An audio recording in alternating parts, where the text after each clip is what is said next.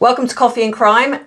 So in today's video, I'm going to be discussing the Sarah Boone and George Torres case. And I'm sure most of you have heard about this. And if you haven't, then it is about Sarah Boone, who has been recently convicted and sentenced to life imprisonment for the murder of George Torres, who was her partner. She suffocated him in a suitcase. So we're going to talk a little bit about this and give my professional and maybe sometimes personal thoughts. So if you're interested in the psychological aspect of cases like this, then this could be the channel for you. So as in the title, go grab yourself a cup of coffee and sit back as we get into coffee and crime.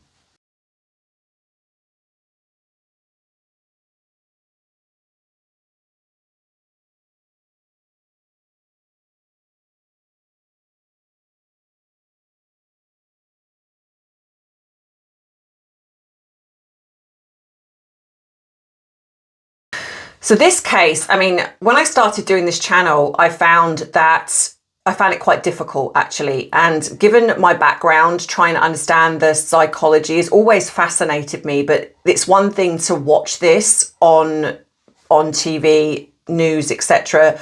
But actually deep diving into stuff like this, I found it quite challenging.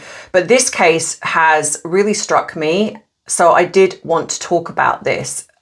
And if we're going to look at this from a psychological aspect of how a toxic relationship develops and how something like this can happen.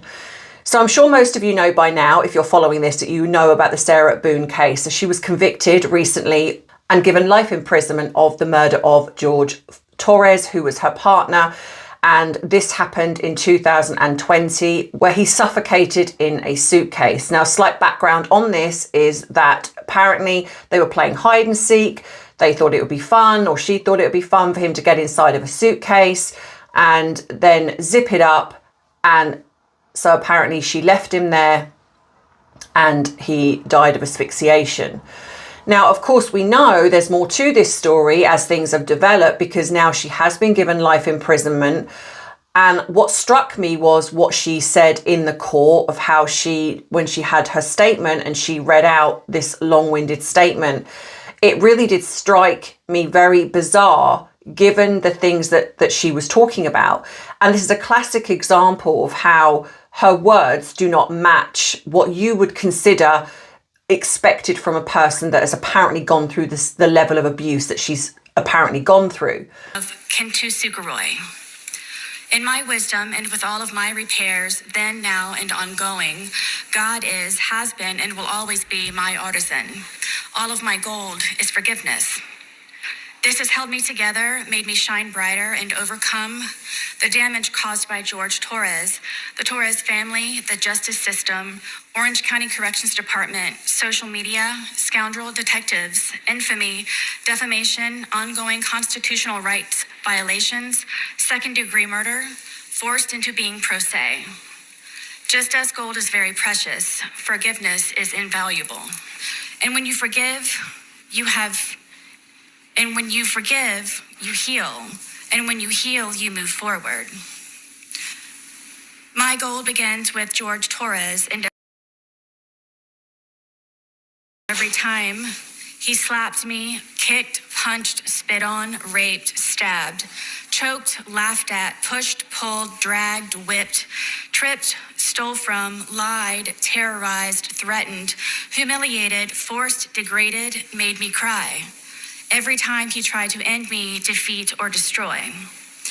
I forgive George for beating me senseless, for trying to sleep because I had to go to work or my son's field trip the next day, for ruining my deceased family's heirlooms, traditions, and keepsakes, my son's furniture, destroying the television we watched together. I also forgive the Torres family, his mother and father foremost, also his 2 ex-wives and daughters, all for knowing who George was, capable of, and has done in the past, his history of violence and where he learned it, then to keep turning a blind eye when I would ask for help.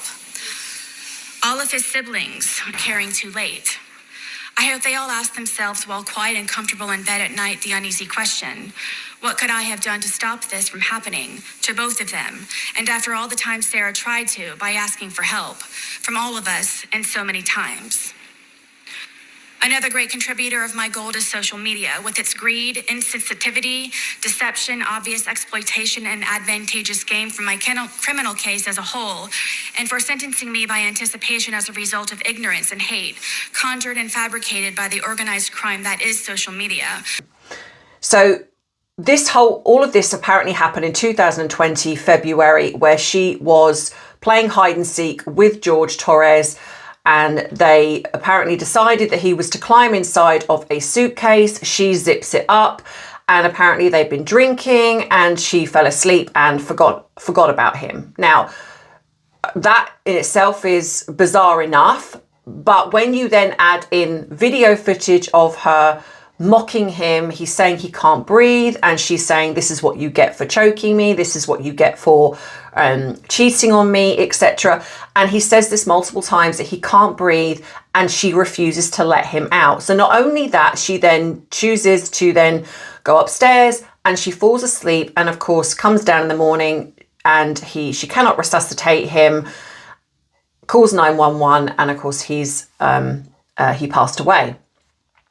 But when you look at the relationship, so there's obviously back in 2000, I believe in 2000, because they started dating in 2016, so there's reports of 2019, they were both arrested for domestic violence on each other.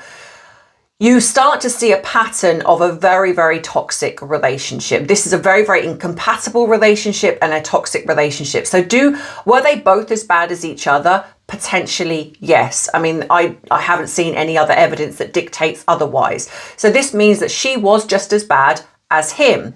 And in my experience as a professional, I have seen this. When I've worked with relationships, I have seen where one might blame the other, but actually when you step back, they're both doing things that really show they're both incompatible in the relationship. So you have 4 years of these two drinking, fighting, hitting each other, because this is kind of what we're seeing. And it escalates obviously into this moment.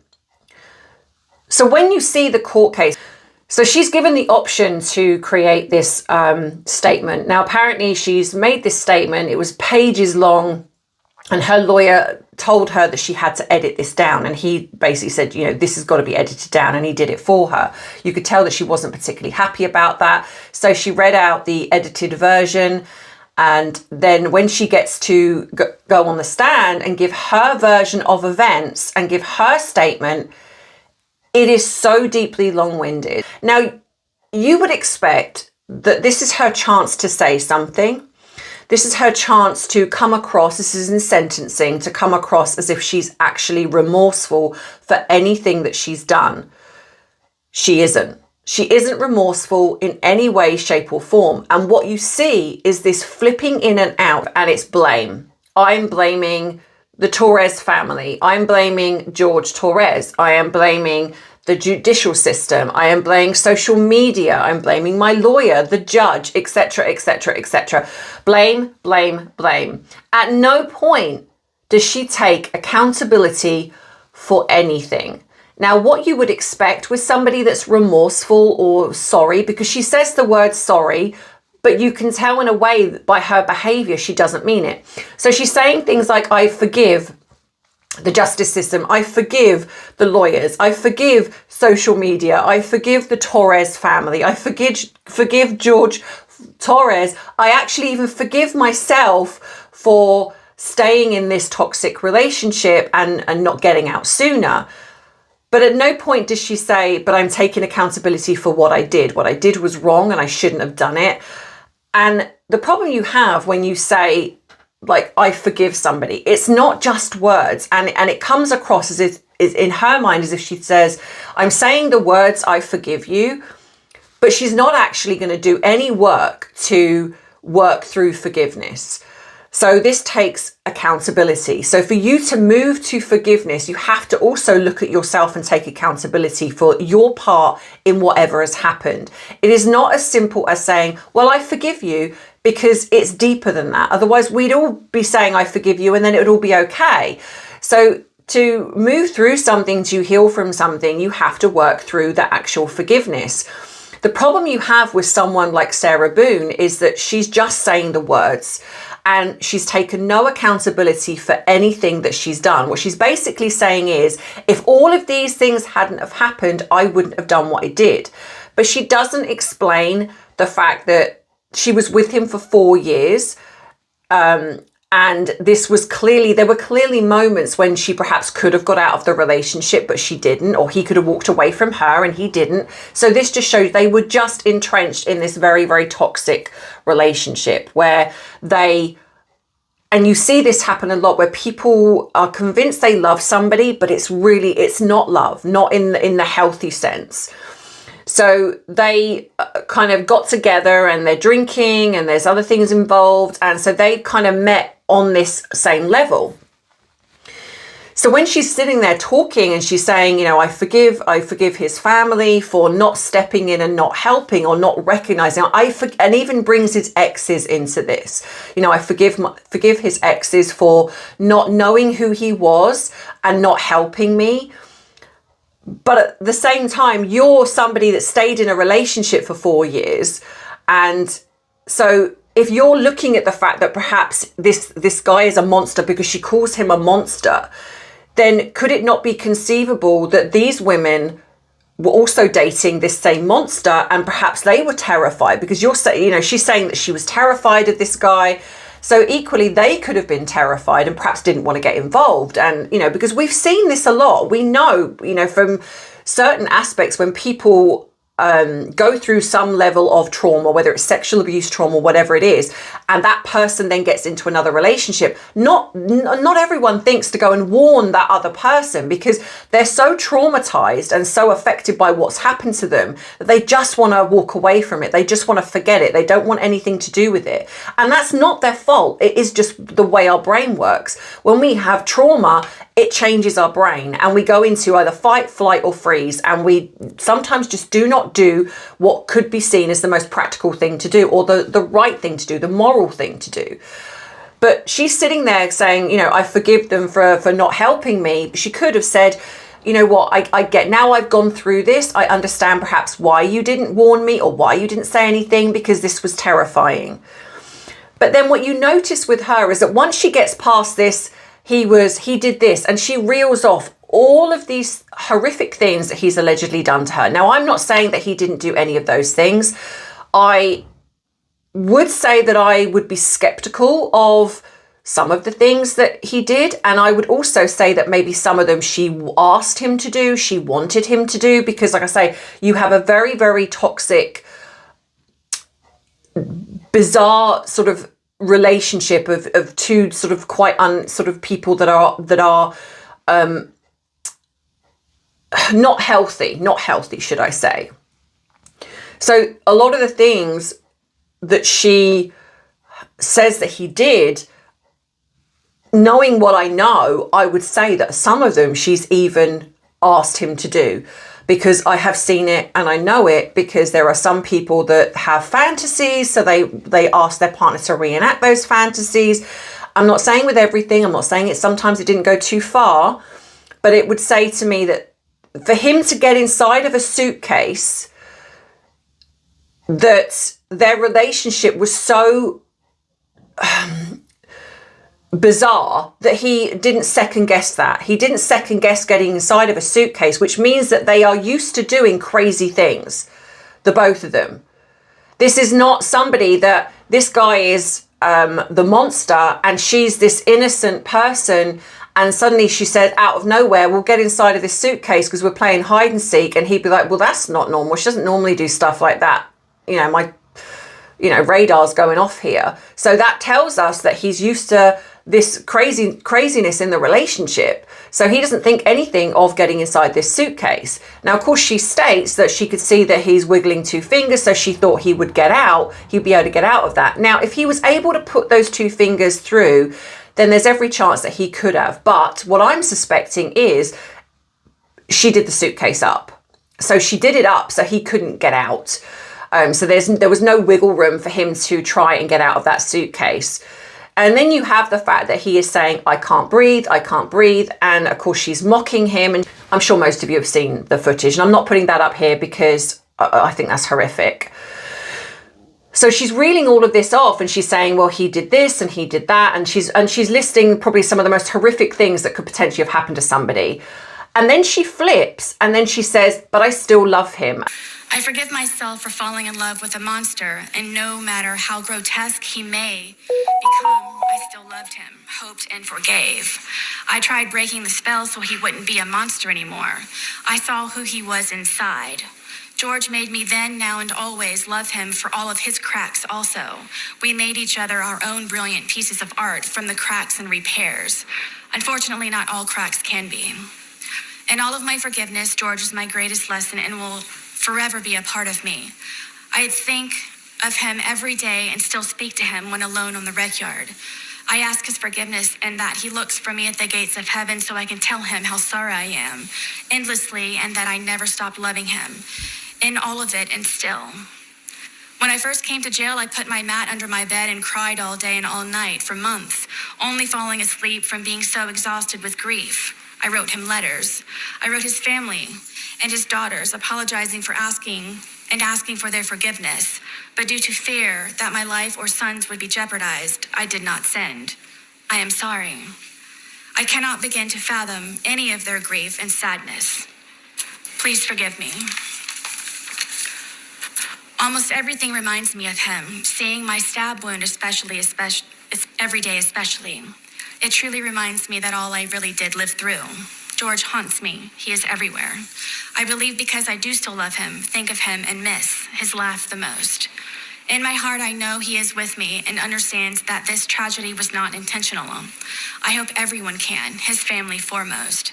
I didn't mean for this to happen. Please wholeheartedly know that, and always, I would never.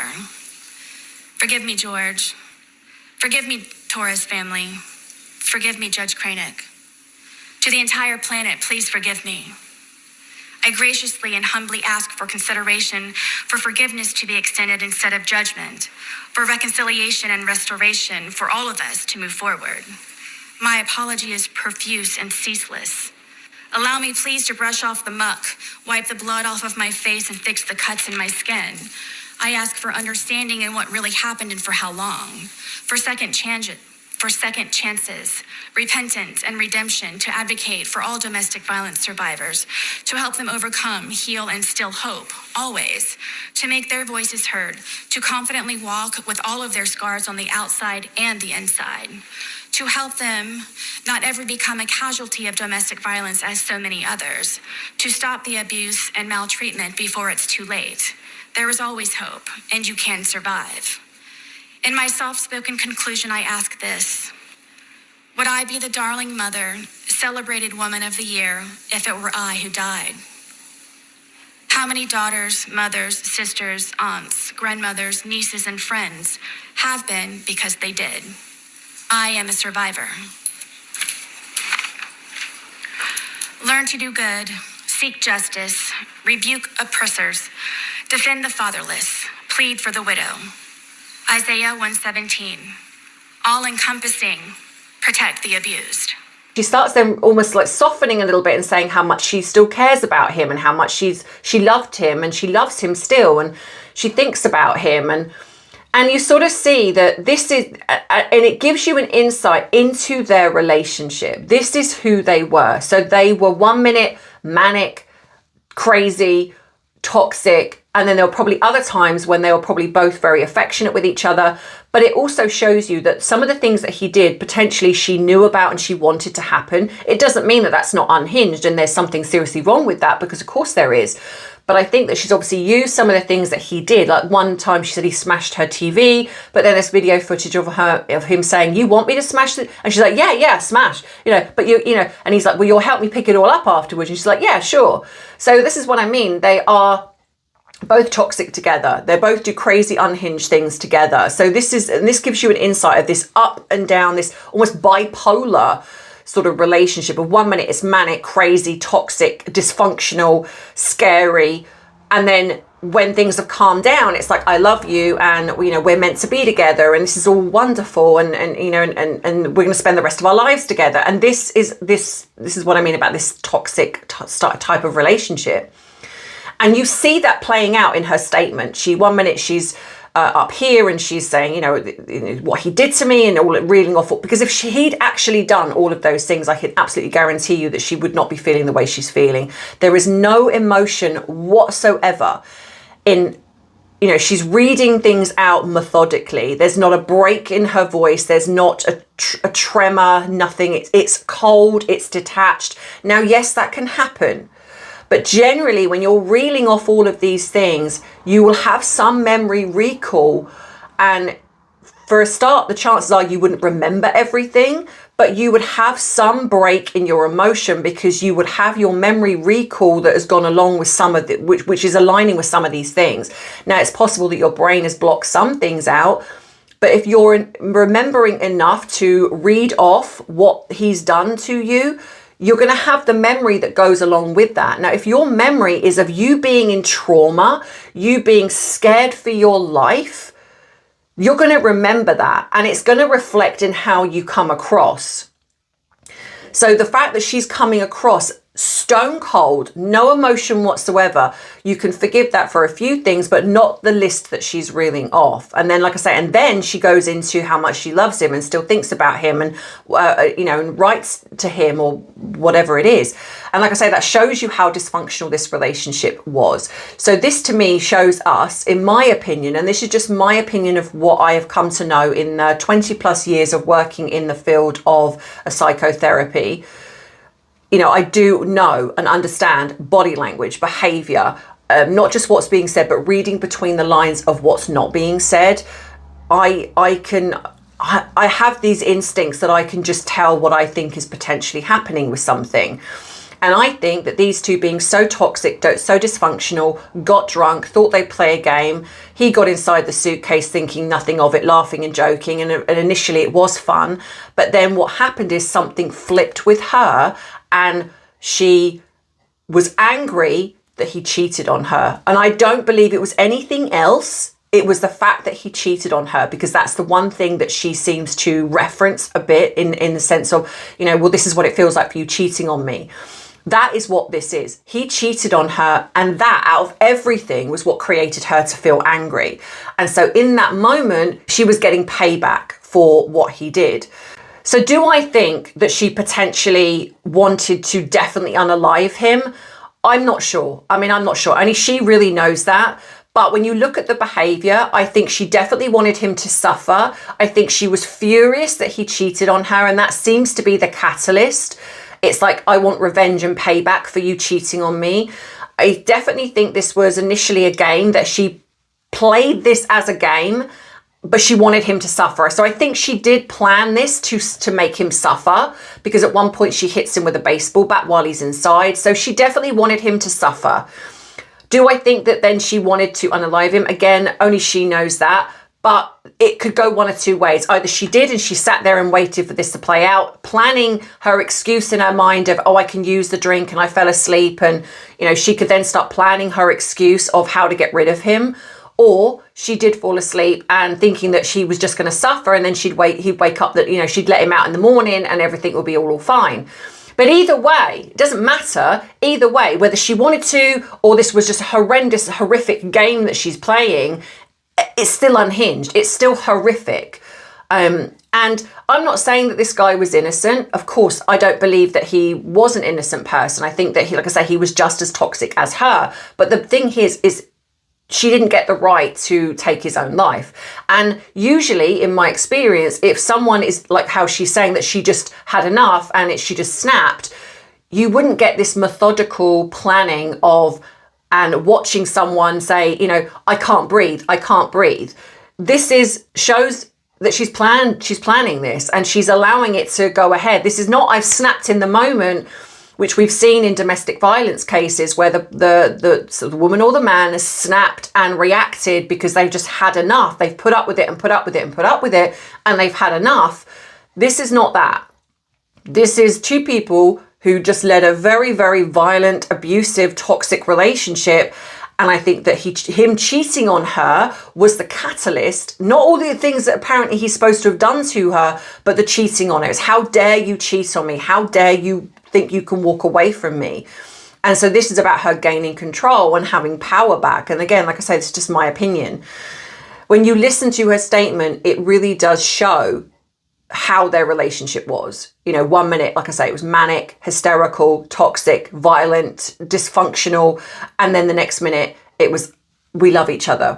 You know, we're going to stay together forever. And they did this on and off for 4 years. But I truly believe that him cheating on her was the catalyst that spinned this out of control. And whether she planned to take his life or planned just to make him suffer, either way, you're looking at a very, very, very unhinged individual. And in my opinion, when you look at how not remorseful she is, then, you know, this really does show the level of how dangerous this woman can be. And I don't think that will change. And this is how we're going to have this now. She's probably going to be writing letters to people saying that, you know, everything is blaming everybody else. This is their fault. But this is, you know, very narcissistic behavior. Certain points where she's grinning and laughing in court. This is very narcissistic behavior, sociopathic behavior. And this woman, like I say, whether she would do this then or at some other point, she would have gone this far, because this is the type of personality that she is. So yeah, so just to kind of show that, you know, in relationships, etc., this is why it is so incredibly important to understand the cues, understand the red flags, understand whether someone is compatible with you, and to get out of that relationship, whether it is you as a man with a woman, as a man with another man, a woman with a woman with a man, whatever it is, it doesn't matter. Whatever that relationship is, if you start to see signs of something like this, get out, because it's not going to get better. It's not. It's going to get gradually worse. And what will happen is, if that person becomes complacent and is testing you, and you allow that to happen, it will just get those boundaries are going to get stretched and stretched until in the point you have no boundaries. That person is literally running all over you, does exactly what they want when they want, because there is no fear of what could happen if you put your foot down. You lay the ground rules from the word go, your non-negotiables of what you're willing to put up with and not put up with is crucial when you start a relationship. If you have something that this person does and you are not okay with that, you tell them that you're not okay with it. And if they don't rectify that behavior, or they might say, well, this is something I enjoy, in which case then I'm not right for you, you know, because this is not something, whether it's something sexually or whatever it is. It's like, if you're going to do that, I'm not okay with that. So we're not going to work. Unfortunately, so many people stay in toxic relationships through whether they don't want to be lonely, or because maybe the first 6 months were wonderful.